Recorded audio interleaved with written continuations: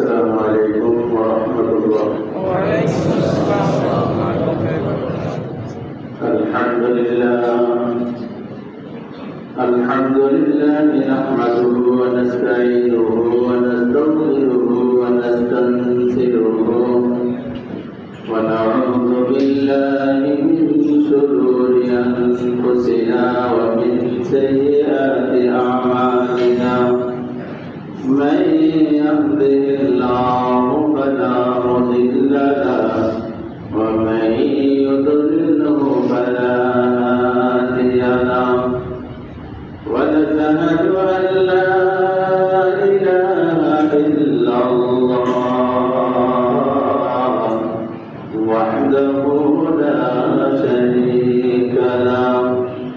ونشهد أن سيدنا وحبيبنا ومولانا محمدا عبده ورسوله.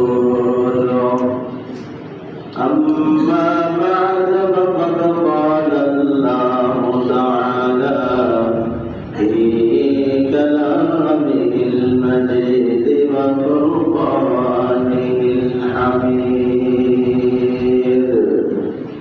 أعوذ بالله من الشيطان الرجيم. بسم الله الرحمن الرحيم.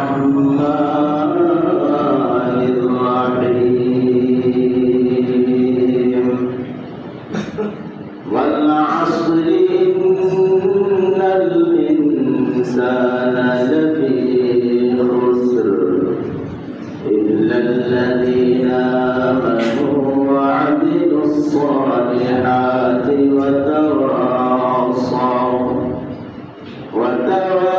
وتواصوا بالحق وتواصوا بالصبر. وقال رسول الله صلى الله عليه وسلم: من قال لا إله إلا الله مخلصا دخل الجنة. قيل يا رسول الله وما إخلاصها؟ قال أن تحدثه عن محارم الله تعالى أو كما قال عليه الصلاة والسلام. وقال تعالى في شان حبيبه مخبرا وعاملا: إن الله وملائكته يصلون على النبي يا أيها الذين آمنوا صلوا عليه وسلموا تسليما. اللهم صل على سيدنا مولانا وعلى آل سيدنا مولانا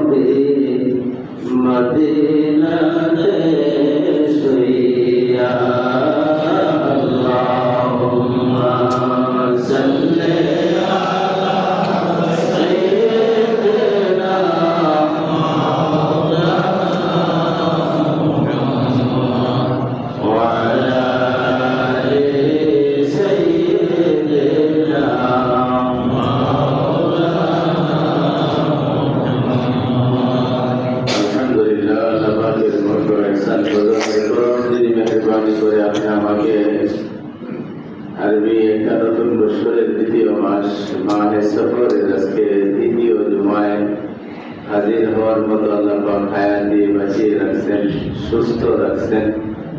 মসজিদে এসে হাজির হতে পেরেছি। কালিমাতুশ শুকর আদায় করি, বলি আলহামদুলিল্লাহ। আল্লাহ পাক এই জুমাবারের সকল রহমত, বরকত, ফজিলত আমাদের জিন্দেগীর গুনাহ মাফের দ্বারা, নেক আমলের দ্বারা, আমলনামা পরিবর্তন পূর্ণ করার দ্বারা সকলের আমলনামা ভরপুর করে দেখ। সকলের অন্তর থেকে বলি আমিন, আল্লাহুম্মা আমিন। জুমার দিনের ফজিলত আছে না? হ্যাঁ,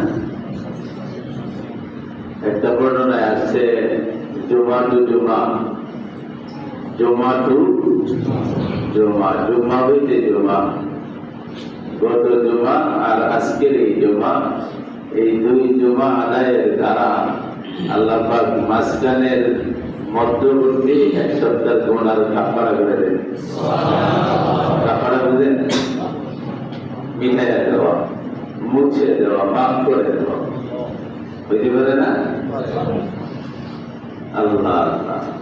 বেশিরভাগ বর্ণনায় আসছে এগুলি সগীরা গুনাহ মাফ হয়, তবে কবিরা গুনার জন্য যেগুলি শর্ত আছে, তওবা করা, আল্লাহর কাছে প্রতিজ্ঞা করা, এইগুলির উপরে নির্ভর করে কবিরা গুনাহগুলি। আর কোন কোন বর্ণনাকারী কথাও বলছেন জুমার ভিতরেও তওবা আছে। তওবার মূল অর্থটা কি? নিজের কৃতকর্মের প্রতি লজ্জিত হওয়া। তওবার প্রথম শব্দ নিজের কৃত অপরাধের উপরে লজ্জিত হওয়া, যে কামটা ভালো করি নাই, গুনাহ করে ফেলেছি, এটা তওবার মূল শব্দ। হ্যাঁ, আর ভবিষ্যতে কোনোদিন করব না, এই বিশ্বাসে, এই শর্তে আল্লাহর কাছে কৃতকর্মের জন্য ক্ষমা প্রার্থনা করা। ঠিক আছে? এই জিনিসটা যদি আইসা যায়, কেউ বলছে যে নামাজের ভিতরেও তওবার শব্দগুলো আছে, নামাজের দোয়া, বিভিন্ন তাসবির সময় যদি বান্দার মুসল্লির অন্তরে এই ভাবটা উদয় হয়ে যায়, হইতে পারে যে নামাজের দ্বারা তার জিন্দেগীর কবিরা গুনাহ মাফ হয়ে যাবে। আল্লাহুম্মা ইন্নী যালামতু নাফসি, তো আছে না নাই? নামাজের ভিতরেই আছে। কেউ জানি, কেউ জানি না, কেউ পড়ি, কেউ পড়ি না। আর দোয়াটা এত গুরুত্বপূর্ণ না, তবে অর্থের দিক দিয়ে বড় মারাত্মক, বড় বৈশিষ্ট্যপূর্ণ দোয়া। আল্লাহুম্মা ইন্নী যালামতু নাফসি, হে আল্লাহ, গুনাহ দ্বারা, পাপের দ্বারা, অপরাধের দ্বারা আমি আমার নফসের উপরে জুলুম করেছি। সুবহানাল্লাহ। কত সুন্দর শব্দ, জুলুম করছি বাবু, অন্যায় জুলমান কাসীরা। আর জুলুমের কোন সীমা পরিসীমা নাই, অনেক অনেক জুলুম। সুবহানাল্লাহ। লা ইয়াগফিরুয যুনুবা ইল্লা আনতা, গুনার জুলুম, গুনার অপরাধ, এই পাপ, এই অন্যায় তুমি ছাড়া কেউ মাপের ক্ষমতা রাখে না। কত সুন্দর কথা। দুনিয়ার বিভিন্ন ভুল কাজের জন্য কারোর সাথে ভুল হয়ে গেলে ক্ষমা চাওয়া যায়, তো গুনাহ নামের অপরাধ তুমি ছাড়া কেউ ক্ষমা করার অধিকার নাই। লা ইয়াগফিরুয যুনুবা ইল্লা আনতা ফাগফিরলি মাগফিরাতাম মিন ইনদিক ওয়ারহামনি, দয়া করো, তোমার পক্ষ থেকে ক্ষমা করার মতো ক্ষমা করে দাও। ক্ষমা করার মতো ক্ষমতা, ক্ষমা, বুঝলেন? অর্থাৎ যে ক্ষমা করে অন্যায়কারীর কাতারে আমার নামটা না থাকে, অপরাধকারী সিরিয়ালে যেন আমার নামটা তো আছে না নাই নামাজে। তাই এক বর্ণনাকারী বলেন, কবিরা গুনাহ মাফের জন্য তওবা করা শর্ত। তওবার মূল অর্থ যদি নামাজের দোয়ার ভিতরে, মুসল্লির ভিতরে আইসা যায়, কেউ জানার দরকার নাই, যার কাছে বলা হচ্ছে তিনি জানলেই যথেষ্ট। নামাজের দোয়ার দ্বারা সগীরা গুনার সাথে কবিরা গুনাহ মাফ হয়ে যায়। দলিল সহ বলা হইল যে কবিরা গুনাহ আমাদের দ্বারা কি হয়? মাফ হয়।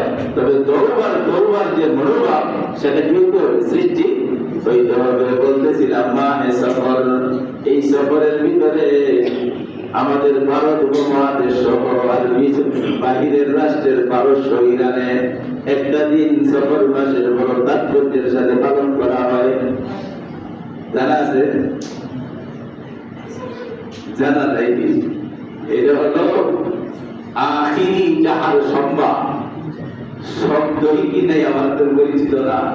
আখিরি যাহার সম্ভব, সম্ভব এক সম্ভব, দু সম্ভব, চে সম্ভব, চার সম্ভব, সোমবার শনিবার, এক সোমবার রবিবার, দু সোমবার সোমবার, চে সোমবার মঙ্গলবার, চার সোমবার, চার সোমবার বুধবার। ফার্সি ভাষায় 7 দিনের নাম শনি রবি সোম মঙ্গল বুধ, সানডে মানডে টুইসডে ওয়েডনেসডে আছে না। শনিবার পীর এতবার বিভিন্ন ভাষায় 7 দিনের নামগুলি লেখা আছে। ফার্সি ভাষায় 7 দিনের নাম সোমবার, এক সোমবার, দু সোমবার, তিন সোমবার, চার সোমবার, জুমা, জুমা 7 দিনের নাম। এই ফার্সি ভাষায় আখিরি শব্দের অর্থ শেষ, আর চাহার সোমবার শব্দের অর্থ বুধবার, শেষ বুধবার। কুই কিসের? চাহার সোমবার, সফর মাসের শেষ বুধবার। তারিখে ইতিহাসের ভিতরে পাওয়া যায় জনাব মুহাম্মদুর রাসূলুল্লাহ সাল্লাল্লাহু আলাইহি ওয়াসাল্লাম সফর মাসের বেশ কিছুদিন আগ থেকেই তিনি অসুস্থ ছিলেন। অসুস্থ থাকার কারণে তিনি মসজিদেও যেতে পারতেছিলেন না। প্রচন্ড মাথা ব্যথা, কিছুটা জ্বর, উঠতেই পারতেছিলেন না। রাসূল করিম সাল্লাল্লাহু আলাইহি ওয়াসাল্লাম আল্লাহ আল্লাহ আল্লাহ। কেউ বলতেছিলেন যে রাসূলকে একবার জাদু করা হয়েছিল, সেই জাদুর অ্যাকশন। কোন কোন বর্ণনায় আছে রাসূলকে একবার এক ইহুদি মহিলা খাবারের সাথে বিষ মিলে সেই বিষের প্রতিক্রিয়াটাই কিন্তু আগে বেশ কিছুদিন। আল্লাহ খুব কষ্ট করছে।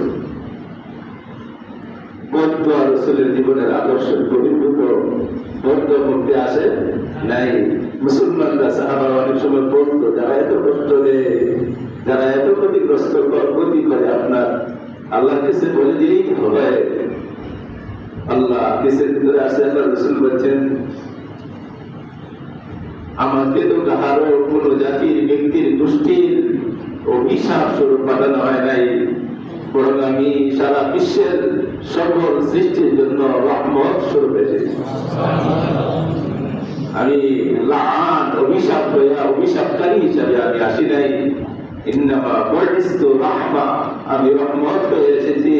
আর যিনি রহমত, যিনি দয়া, যিনি দয়ার সাগর, তার কাছ থেকে, তার পক্ষ থেকে কোনো অভিশাপের শব্দ বাহির হওয়া সম্ভব না। খুব কষ্ট করছেন। আল্লাহু আকবার। যাক, তাদের বর্ণনা অনুযায়ী এই সফর মাসের শেষ বুধবার দিন রাসূল করিম সাল্লাল্লাহু আলাইহি ওয়াসাল্লাম অসুস্থতার চেয়ে একটু ফালে ঘুরে মনে হইতেছিল যে বেশ খানিকটা তিনি সুস্থ হয়ে গেছেন। এমনকি তিনি গোসল করছেন। বর্ণনায় আছে তিনি জোহরের নামাজও পড়াইছেন। হাসান হোসেন ফাতেমা এদেরকে সবাই দায়িত্বে আছেন, একসাথে খানা পিনাও করছেন। বেশ কিছুদিন খানা খাইতে পারতেছেন।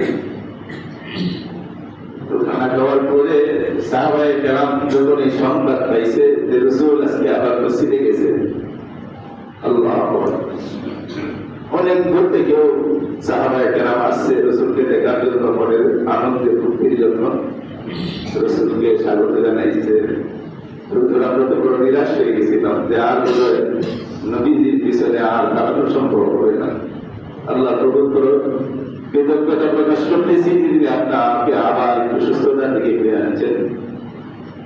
সাহাবায়ে কেরাম খুব আনন্দিত হয়েছে। অনেক সাহাবায়ে কেরাম দান-দক্ষিণাও করছেন, আল্লাহর কাছে শুকরিয়া আদায় করছেন। বাবু, তোমার আমিকে তুমি সুস্থতা দান করছো, কারণ অসুস্থতার মালিকও তুমি, সুস্থতার মালিকও সুস্থতার মালিক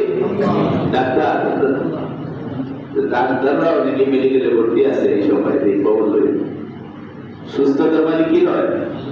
ডাক্তার নয়। তবে আপনার উচিত একটু সাবধানতা অবলম্বন করে শরীরের প্রতি যত্ন নেওয়া।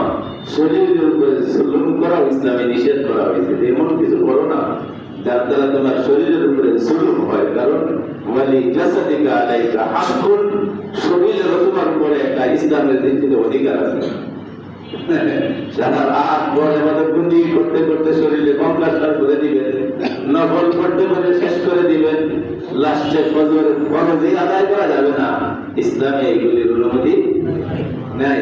সারা রাত ইবাদত বন্দি কাটাইলেন, বউ এই দিক দিয়ে দৌড় করা ছটফট করে করে রাত্রি কাটাইল, জবান গেল দুদুকে যে তুমি তোমার বউয়ের হক নষ্ট করছো। চতুর্দিক থেকে আছে শরীরের যত্ন না নিয়ে আপনি ওখানে মৃত্যু না মৃত্যুর অবস্থায় পড়ে গেলেন, আছে না? মৃত্যু না, তবে মৃত্যুর দিকে দাবিত হয়ে গেছেন। অকর্মণ্য হায়াত, অকর্মণ্য জীবন। আল্লাহ নবী জীবন থেকে পানা চাইতেন। এই হায়াত থেকে, যে হায়াতের দ্বারা কোনো কিছু করা যায় না, এই হায়াত থেকে আল্লাহ নবী নিজেই পানা চাইতেন। এই হায়াতের দরকার, এই হায়াতের দরকার নাই বলে, এই হায়াত যদি তোমার হয়ে যায়, অকর্মণ্য হয়ে যায়, বলে আওলাদিকা আলাইকা হক, তোমার সন্তানদের জন্য তোমার উপরে হক আছে। তোমার সামর্থ্য অনুযায়ী তাদের জন্য একটা ব্যবস্থা করে যাও, তোমার সামর্থ্য অনুযায়ী। আসল ব্যবস্থা মালিককে আল্লাহ। তুমি চেষ্টা করো কিনা? এই জন্য যার শরীরের যত্ন দেওয়া ইসলামের খুব বড় জিম্মাদারি।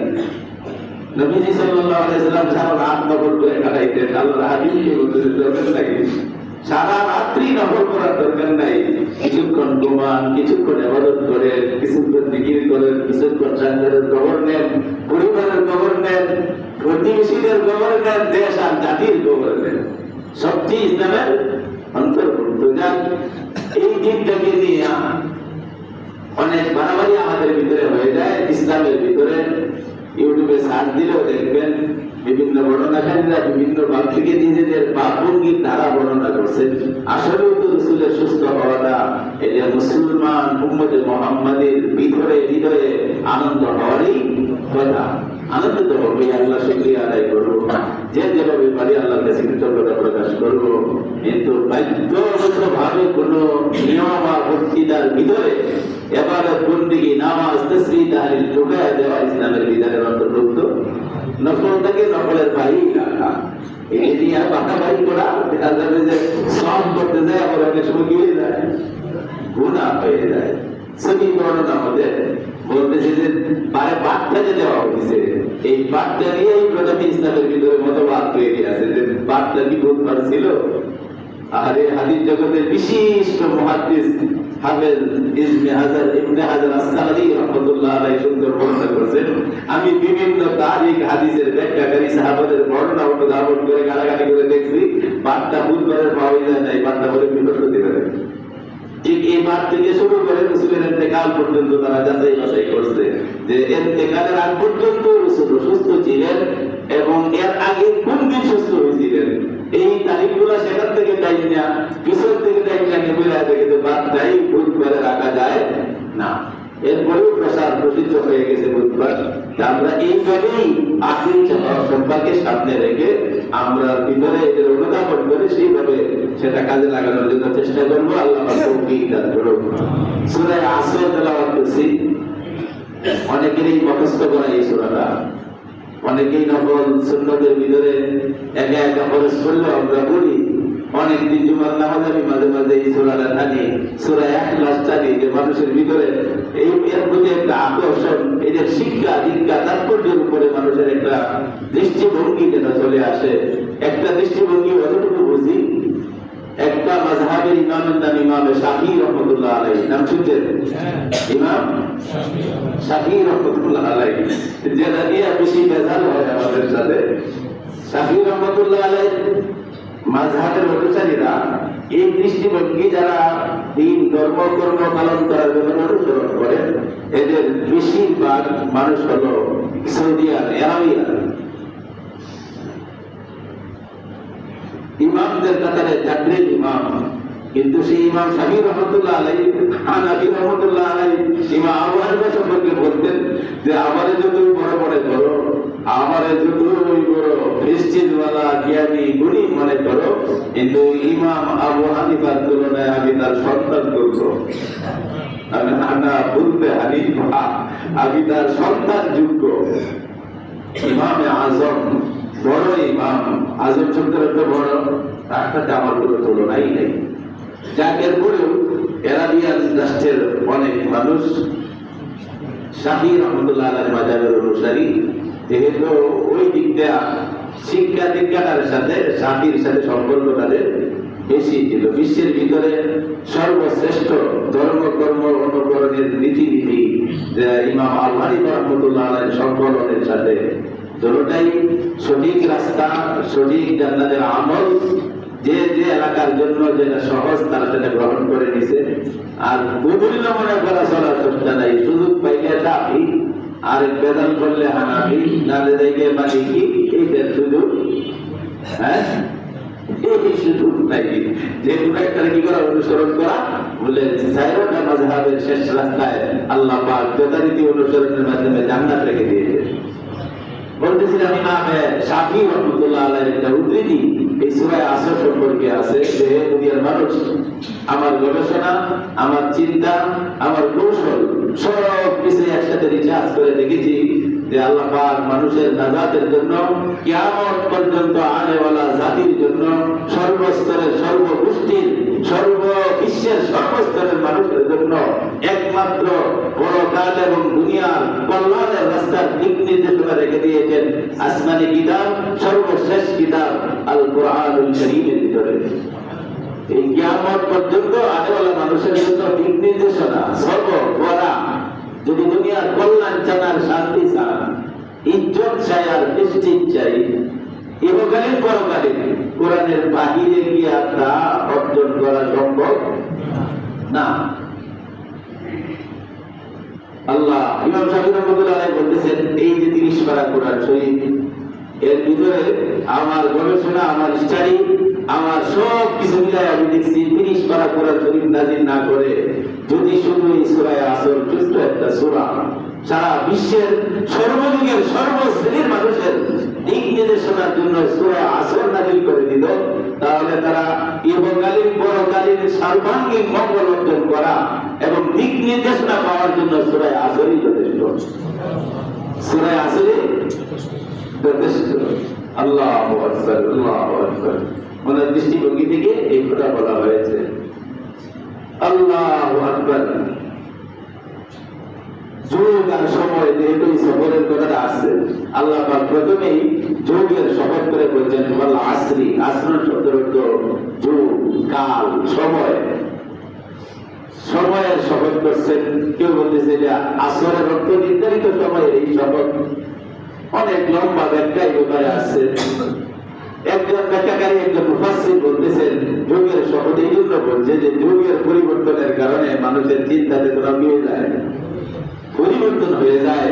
আল্লাহ পাক এই জন্য যুগটারে সামনে আসছে, তোমরা যে যুগেই থাকো, যে যুগের সম্মুখীনই তোমরা হও, এই পৃথিবীর চন্দ্র সূর্য যে যুগেই দেখুক, যে যুগ আর যে সময় চন্দ্র সূর্য মানুষকে দান করুক, সর্বকালের, সর্বশ্রেণীর, সর্বস্তরের, সব রকমের সময়ের শপথ করে আমি আল্লাহ বলছি, বলেন সুবহানাল্লাহ। সময়ের শপথ করে বলতেছি, ইন্নাল ইনসানা লাফি খুসর। মানুষ নামের আকৃতির এই যে একটা বাহন, এই যে একটা আকৃতি, যারা মানুষ বলে নিজেদেরকে দাবি করি আমরা, এরকম মাথা থেকে পা পর্যন্ত, এটার নাম হলো আল ইনসান আরবিতে। আর এই আল ইনসান, ইন্নাল ইনসান, আল ইনসানের আলিফ নাম হচ্ছে যে কোন যুগের কোন মানুষ এখানে বাদ নাই। আল্লাহ পাক যেন সর্বযুগের সর্বশ্রেণীর মানুষকে ভিতরে অন্তর্ভুক্ত করে তাফসীরের ভাষায় বলেছে আলিফ লাম ইস্তিগরাকি, যেখান থেকে মানুষ নামের কোন বস্তু, মানুষ নামের কোন ব্যক্তি বাহিরে থাকবে, সকল যুগের সর্বস্তরের মানুষগুলা খুসর, খাসারাত শব্দের উপর ক্ষতিগ্রস্ত। সুবহানাল্লাহ।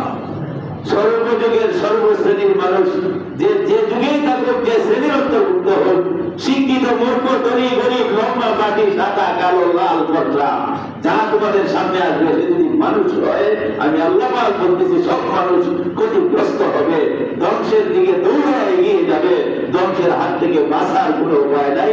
তবে আমি যে কয়েকজন মানুষকে এখান থেকে টানতে বাইর করতেছি, এই গুণে গুণান্বিত মানুষগুলি ধ্বংসের হাত থেকে বেঁচে যাবে বলে বলেন সুবহানাল্লাহ।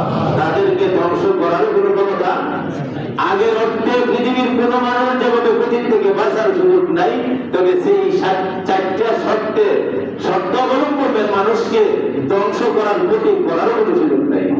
আগের মানুষ, এই শব্দের বাইরের মানুষ ক্ষতির থেকে বাঁচার কোনো উপায় নাই, ক্ষতিগ্রস্ত হবেই হবেই হবেই। ঠিক এর বিপরীত এই চার গুণে গুণান্বিত মানুষগুলি ক্ষতিগ্রস্ত হবে না, হবে না, হবে না, একজনও হবে না। এইটাই যেন আল্লাহ প্রমাণ করতে চায়, ইন্নাল ইনসানা লাফি খুসর। বাদ দিয়েছে তাদেরকে ইল্লাল্লাযীনা আমানু। লম্বা সূরা তাফসীর করা সম্ভব না, শুধু সেই জিনিসটা মনে রাখবো যে পুরা 30 বার কোরআন শরীফ আমার ভিতরে নিয়ে পুরা কোরআন শরীফের দিক নির্দেশনার উপরে আমি চলার চেষ্টা করবো। পুরা কোরআন শরীফ যেন আমাকে আঙ্গুল দিয়ে চোখের ভিতরে ইশারা দিয়ে আমাকে বোঝায় দিতেছে, মানুষ তুমি যাই হও নিশ্চিত ক্ষতিগ্রস্ত। যদি বাঁচতে চাও ইল্লাল্লাযীনা আমানু, তোমার অন্তরে জায়গা দিতে হবে লা ইলাহা ইল্লাল্লাহু মুহাম্মাদুর রাসূলুল্লাহ। এর ছাড়া তুমি সত্যিকারের শান্তি, সত্যিকারের ইজ্জত, সত্যিকারের কল্যাণ, সত্যিকারের মঙ্গল পাওয়া সম্ভব, ধরা সম্ভব, অর্জন সম্ভব না। একটা শর্ত, তোমার ভিতরে এক তাওহীদের বিশ্বাস, এক আল্লাহর বিশ্বাস, হ্যাঁ, তোমার অন্তরে জায়গা দিতে হবে ইল্লাল্লাযীনা আমানু।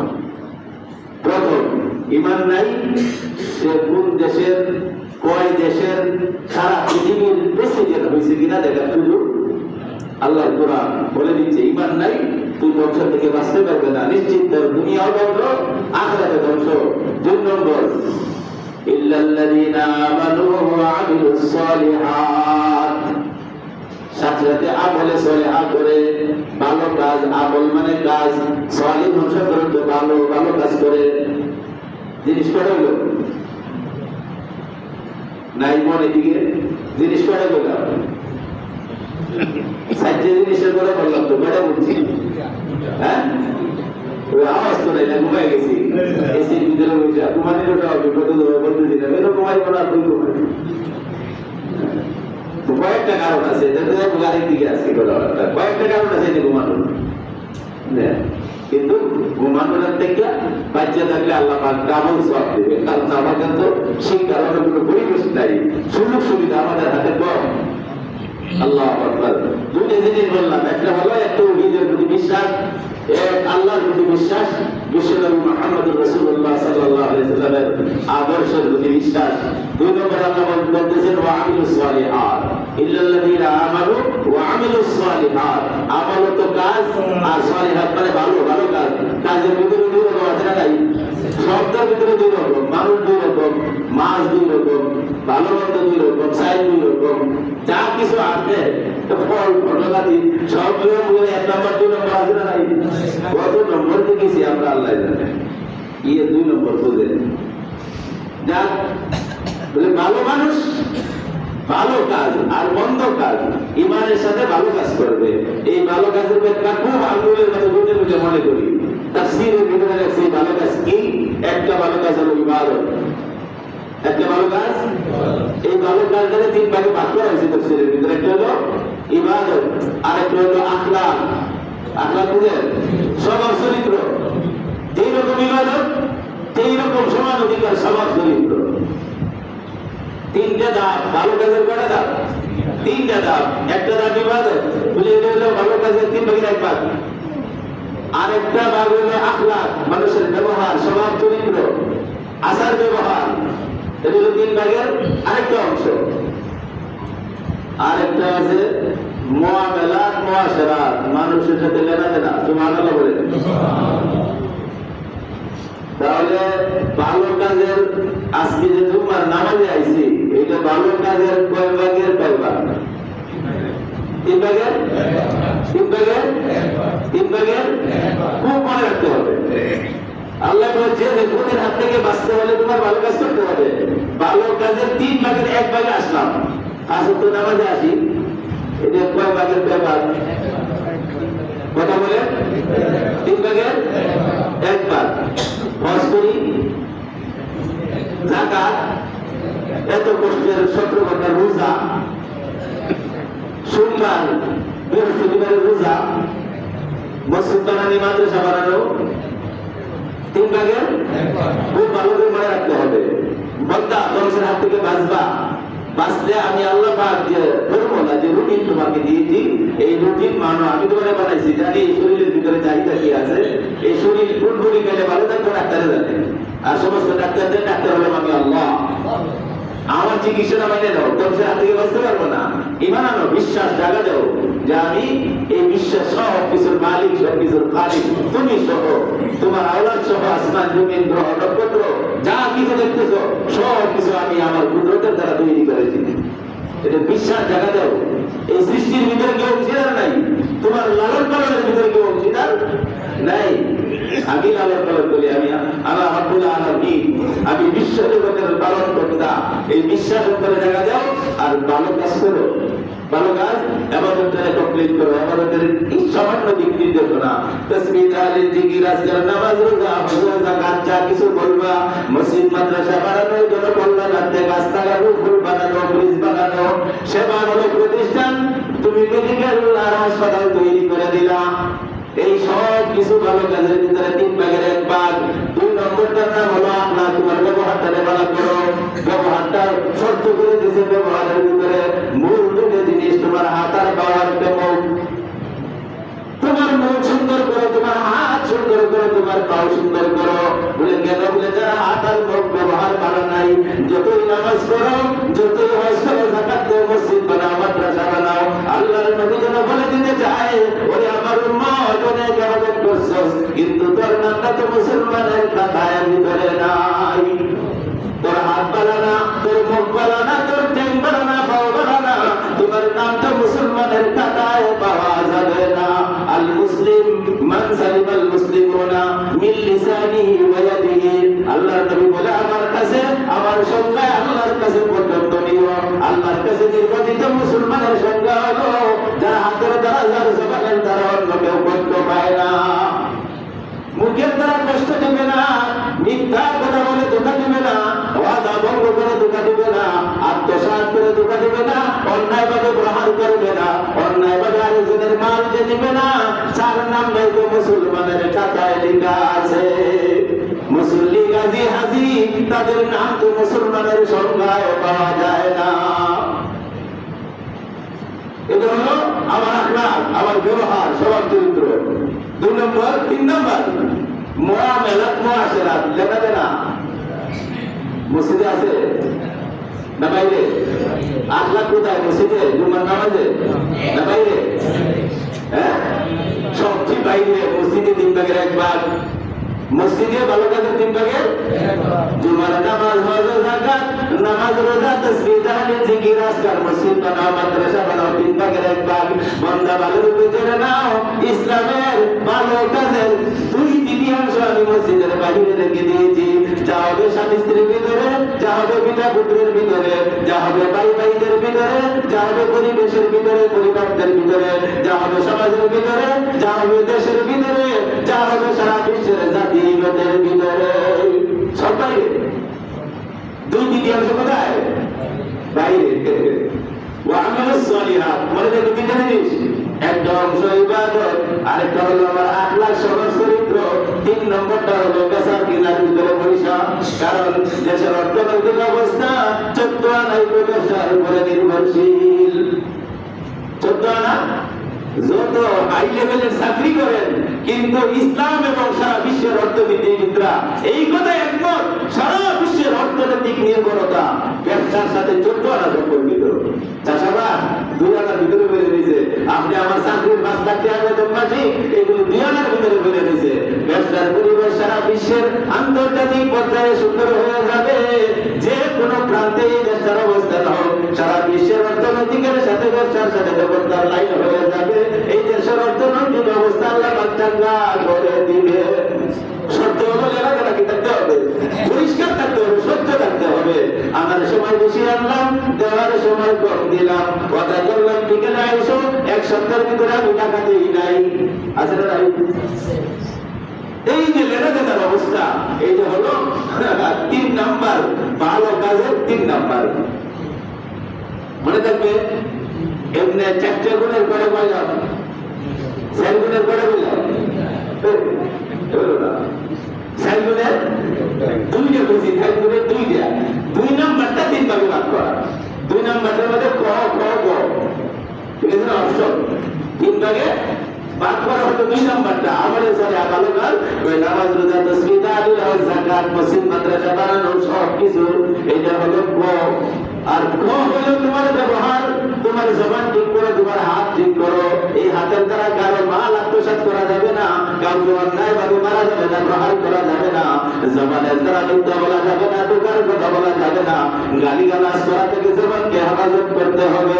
আল্লাহর নবী বড় সুন্দর করে বলে দিয়েছেন, ও বান্দা তুমি জান্নাতের চিন্তা করো, আমি তোমার সাথে একটা কন্ট্যাক্ট করি, তোমার দুইয়ের মাঝখানের জায়গা কিনা করে দেবে, দুরাতের উড়ানের মাঝখানের জায়গা এটা কিনা? আরে ভাই শুনতে ভাষাই তো বলা যাবে, লজ্জাস্থান, এটার নাম কি? লজ্জাস্থান। আল্লাহ নবী বলে তোমার দুইয়ের মাঝখানের জায়গাটার কন্ট্যাক্ট নাও, অন্যায় ভাবে ব্যবহার করবে না। আর দুইটা হাড়ের মাঝখানের জায়গার কন্ট্যাক্ট নাও, দুইটা হাড়ের মাঝখানে উপরে একটা আর উপরে একটা আর নিচে একটা হাড় আছে না? নাই আছে? দুই হাড়ের মাঝখানে এটার নাম কি? এটার নাম কি? এটার নাম লজ্জাস্থান, এটার নাম জিহ্বা, এটার নাম জবান। আল্লাহ নবী আমার উম্মত কিচ্ছুর দরকার নাই, জান্নাতে যাইতে চাস, আমার কাছে তুই একটু হাতটা রাখিয়া আমার আদর্শের উপরে হাত রেখে তুই ওয়াদা কর, তুই অঙ্গীকার কর, অন্যায় ভাবে লজ্জাস্থান ব্যবহার করবে না, অন্যায় ভাবে জবান ব্যবহার করবে না। আমি আল্লাহর হাবিব আখিরি জামানার পয়গম্বর তোমাকে জান্নাতে নেওয়ার জন্য জামিন হয়ে গেলাম। বেহেশতে নেওয়ার জন্য আমি যাবি, তোমাকে না নিয়ে আমি আমার আমানতের খেয়ালত হবে, আমি জামিনদার তোমাকে জান্নাতে নেওয়ার জন্য। খালি সত্য দেও, অন্যায় ভাবে জবান ব্যবহার করবে না, অন্যায় ভাবে লজ্জাস্থান ব্যবহার করবে না, লজ্জাস্থানকে হেফাজত করবা, জবানকে হেফাজত করবা। আল্লাহ পাক বলে দিয়েছে, বান্দা ধ্বংসের হাত থেকে বাঁচবে, ধ্বংসের হাত থেকে বাঁচবে, শান্তি দেখবে ইহকালীন, শান্তি দেখবে পরকালীন। আমার সাথে কন্ট্যাক্ট কর, ঈমান আনার ভালো কাজ কর, ইবাদত বন্দেগীর সাথে সাথে ব্যবহারটাকে সুন্দর করো, ব্যবহারটা সুন্দর করার সাথে সাথে ব্যবসায়িক লাইনে মানুষের সাথে কথাবার্তা বলতে দেয়া, লেনা দেনা রাসূলটা পরিষ্কার করে নাও। এই দুই গুণ তোমার ভিতরে আসবে। আমি আল্লাহ পাক আগে যেভাবে বলে দিয়েছি, সকল মানুষ ক্ষতিগ্রস্ত, আমি যেটা তোমার বিরুদ্ধে তোমার পক্ষে হয়ে চ্যালেঞ্জ গ্রহণ করবো, এই মানুষকে পৃথিবীর কোন জাতি শক্তি ক্ষতিগ্রস্ত করতে পারবে? পারবে? 3 নাম্বার হতে ওয়াসাউবিল হক। তুমি যেমন কষ্ট করে এই 3টা জিনিসকে ভিতরে আনবে, 1 নাম্বার থেকে 2 নাম্বার তোমার ভিতরে আনবে, এই যে এরকম ভাবে মুখস্থ করে আনার জিনিস না, এই মুখস্থ করে আনা যাবে না, মুখস্থ করলাম বইয়া বইয়া। এই তোমার ভিতরে এই 2 জিনিসকে ধরে রাখার জন্য আমি আল্লাহর পক্ষ থেকে সবক দিয়েছি, ওয়াসাউবিল হক। যে সত্য ভিতরে জায়গা দিয়েছো, যে সত্য তোমার অন্তরে জায়গা দিয়েছো, যে সত্যের উপরে বলার তুমি চেষ্টা করতেছো, এইগুলির উপরে করা লাগবে। তোমার ঘরের ভিতরে, তোমার পরিবারের ভিতরে, তোমার সমাজের ভিতরে, জাতির ভিতরে এই জিনিসগুলো ফিরি যখন তুমি শুরু করবে, এই জিনিসগুলো আস্তে আস্তে তোমার ভিতরে বসে যাবে। না হয় মুখস্থ করে এগুলি ভিতরে রাখতে পারবা? রাখতে পারবা? থাকবে না। সত্যের যে জায়গা অন্তরে দিয়েছো, সেই সত্যের ফিরি করো, বলা শুরু করে দাও। সুবহানাল্লাহ। আল্লাহ পাক আবার বলতেছে, বান্দারে 2টা জিনিসই তোমার জাতির, তোমার ব্যক্তি জীবন, পরিবার, সমাজ, রাষ্ট্র, দেশ, জাতি, নাজাত এবং শান্তির জন্য এই 2 জিনিসই সত্য। এই জিনিসকে ধরে রাখার জন্য আমি 2টা জিনিস দিয়েছি, ওয়াসাউবিল হক। এই সত্যটা দিয়েছো, এই সত্যটা ধরেছো, যে সত্যটা গ্রহণ করেছো, ফিরি করা শুরু করে দাও, বলা শুরু করে দাও। আল্লাহ পাক বলতেছে, এই 2টাকে ধরার জন্য বলার 1 নাম্বার শর্ত, আর বলতে যাওয়া বাধাগ্রস্ত হবে, বলতে যাওয়া কিসা হয়ে যাবে। এই জন্য আমি 4 নাম্বার আরেকটা কিপসুল এর ভিতরে ঢুকে দিয়েছি, ওয়াতাওয়াসাউ বিস-সবর। বাবা ভাইয়া যখন ছেলেকে নামাজের কথা বলবে, হালাল পথে রুজি রোজগারের জন্য সবক দিবে, ছেলে তো চোখ রাখায় বলবে, জিন্দেগি ভরা কি করছো, খবর নাই, এখন ভালো হয়ে গেছো, বড় ধাক্কা লাগবে। পাড়ার মানুষে কি করলো কি না করলো আসে যায় না, নিজের সন্তান উল্টা পাল্টা কথা বলে বড় ধাক্কা লাগে। বলে আমি আল্লাহ পাক বলতে চাই, তোমার ছেলে বলুক, তোমার স্ত্রী বলুক, তোমার পরিবার বলুক, তোমার সমাজ তোমাকে যাই বলুক, যখন তুমি ভালো কথার ফিরি করা শুরু করবে, নানান দিক থেকে, নানা শ্রেণী থেকে উল্টা পাল্টা কথা আসতে থাকবে। নানা রকমের কথা না শুধু অনেক জায়গায় হাতের মাইনের জুলুমের সম্মুখীন হইতে হওয়া লাগবে। কথা ঠিক নবী না? নবীরা হয় নাই? নবীরা তো এই কাজটাই করছে, নিজেরা ইমান আনছে, ভালো কাজ করছে, আর ভালো কাজের ফেরি করতে করতে নবুয়তের জিন্দেগি শেষ হয়েছে। এই ফেরিতে যাইয়া কত নবী কত কষ্ট না করছে। এই জন্য আল্লাহ পাক 6 নম্বর ক্যাপসুল দেওয়া আছে, ওয়াতাওয়াসাউ বিস-সাবর। বাবাই বলুন, খুদে বলুন, বিবি বলুন, পাড়ার প্রতিবেশী বলুন, সমাজে বলুন, দেশে বলুন, জাতিতে বলুন, আমাকে যাই বলুক এই বলা আমার কিছু আশায় যায় না। আমি ধৈর্যের সাথে আল্লাহর পথে চলার চেষ্টা করব। এদের নাম হলো ওয়াতাওয়াসাউ চরম থাকিবে ইনশাআল্লাহ। মনে করেন যে আমি পুরা 30 পারা কোরআন শরীফের সবক নিয়ে নিলাম, পুরা 30 পারা কোরআন শরীফে আমাকে যা বলা হচ্ছে এই সূরা আসরের ভিতরে, তাই যেন আমাকে পথ দেখায় ওইদিকে আগায় দিছে। এই 2 জিনিস আমার ভিতরে আনবো, এই 2 জিনিস আনার জন্য ওয়াতাওয়াসাউ বিল হক ফেরি করা লাগবে, বলা লাগবে। যে যে অবস্থায়, যে যে স্থানে, যে যে পাত্রে আছে, এই পাত্র থেকে বলা লাগবে। বলতে যায়, লিখতে যায়, কইতে যায়, বিভিন্ন বাধা, বিভিন্ন দর্শারি, বিভিন্ন রকমের কথার যন্ত্রণা, বিভিন্ন রকমের অস্ত্রের ভয়ভীতি, অনেক কিছু আসতে পারে। পিছপা হওয়া যাবে না। ওয়াতাওয়াসাউ বিস-সাবর। তুমি সবর করবে কার কাছে? আল্লাহর কাছে। আল্লাহ পাক ব্যবস্থা করে দিবেন। ব্যবস্থা কেমন হবে? তোমার ফালায় দিতে লাগতে মেরে সাদের উপরে থেকে সবর যখন করবে, নেভাবে যখন পড়ে যাবে, 14 তালা 21 তালা আমি দেখবো না। আমি আল্লাহ পাক রহমতের ফেরেশতার দ্বারা তোর দুনিয়া পাওকে ফেরেশতাদের হাতে তুলে রাখবো। ঘটনা নাই? হ্যাঁ, 2 কিলো থেকে গাছের ডালতে পড়ে গিয়ে মারা গেছে, 14 তালা 7 থেকে পড়ে গেছে, কিছু হয় নাই। আছে নাই? তুমি যাও, এই লাইন ধরো, সাহায্য আমি আল্লাহ পাকের পক্ষ থেকে আসবি। আল্লাহ পাক বুঝার মানার আমল করার তৌফিক দান করে সকলে বলে আমিন। ওয়া আখিরু দাওয়ানা আলহামদুলিল্লাহি রাব্বিল আলামিন। যারা সুন্নাত পড়ে নাই সুন্নাত আদায় করে